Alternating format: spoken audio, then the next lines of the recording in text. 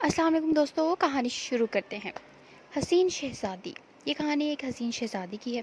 پرانے وقتوں کے بعد کہ ملک یمن پر ایک نیک بادشاہ حکومت کرتا تھا۔ وہ اپنی رعایا کے ساتھ بہت نیک سلوک کرتا تھا۔ اس کی 4 بیٹیاں تھیں، جن میں سے ایک شہزادی بے حد حسین تھی، جس کی خوبصورتی پر باقی شہزادیاں نفرت کرتی تھیں۔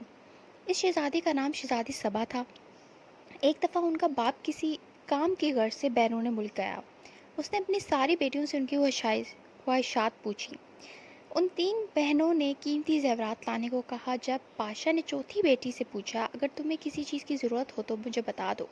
شہزادی صبا نے کہا، مجھے ایک گلاب کا پھول چاہیے۔ ان کا باپ کوئی نہ کوئی بات بھول جاتا تھا، اس لیے صرف شہزادی صبا کے لیے پھول لے آیا، باقی چیزیں وہ بھول چکا تھا۔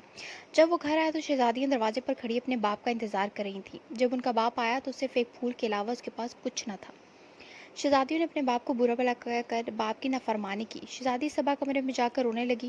اس کا باپ کمرے میں آیا اور اس کو پھول دے دیا۔ بادشاہ نے کہا، دنیا میں سب سے زیادہ قیمتی چیز والدین کی خدمت ہے۔ چنانچہ جب بادشاہ دوسری مرتبہ بیرون ملک گیا تو سب نے اپنی اپنی چیزیں لانے کے لیے کہا، مگر شہزادی صبا اس پر خاموش رہی۔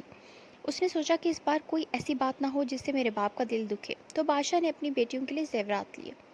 راستے میں ایک جنگل تھا۔ بادشاہ اس جنگل میں سے گزر رہا تھا۔ اس نے درخت پر بیٹھے ایک چمگادڑ کو دیکھا۔ وہ چمگادڑ اصل میں ایک خوفناک جن تھا۔ اس نے بادشاہ کو قید کر لیا۔ ایک شہزادہ یہ سارا منظر دیکھ رہا تھا۔ اس نے اپنی تیز دھار تلوار نکالی اور چمگادڑ کی گردن پر دے ماری۔ چمگادڑ اسی وقت مر گیا۔ شہزادہ بادشاہ کو محل لے گیا اور ان کی بیٹیوں کو سارا ماجرا سنا دیا۔ شہزادیاں اپنے باپ کے پاس آئیں اور اپنے باپ سے نافرمانی کی پر معافی مانگنے لگی۔ بادشاہ نے اس وقت اپنی ساری بیٹیوں میں سے صبا پر فخر محسوس کیا اور اپنی ساری بیٹیوں کو گلے لگا لیا اور ہنسی خوشی رہنے لگے۔ دیکھا بچوں، مل جل کر رہنے سے برکت ہوتی ہے۔ ہمیں بھی چاہیے کہ شہزادی صبا کی طرح اپنے والدین کی خوب